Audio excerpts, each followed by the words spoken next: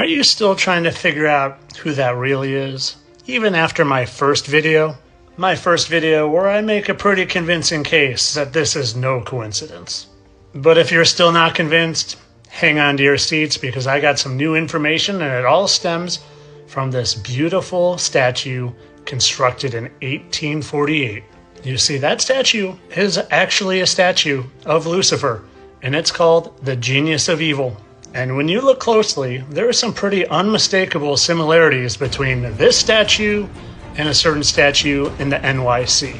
Let's start by examining this chain attached to Lucifer's ankle. Could that be a symbol of being imprisoned in the bottomless pit for 1,000 years? And you probably have never noticed, but I sure did. A very similar chain attached to that Statue of Liberty.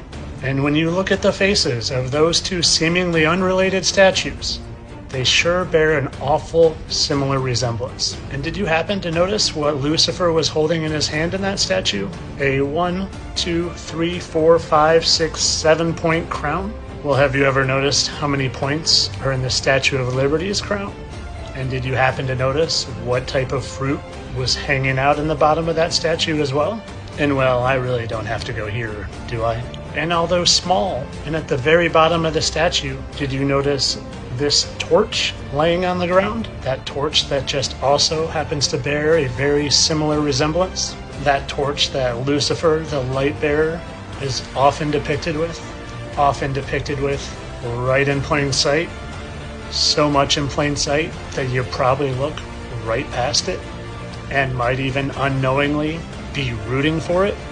But nah, it's all just a coincidence. They just happen to look alike and have the same pointed crown and the same torch and the same association with an apple and the same chain.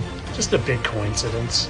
Just the way this is all a coincidence too. No one really worships any fallen angels and pays tribute to them through characters that a lot of people look up to.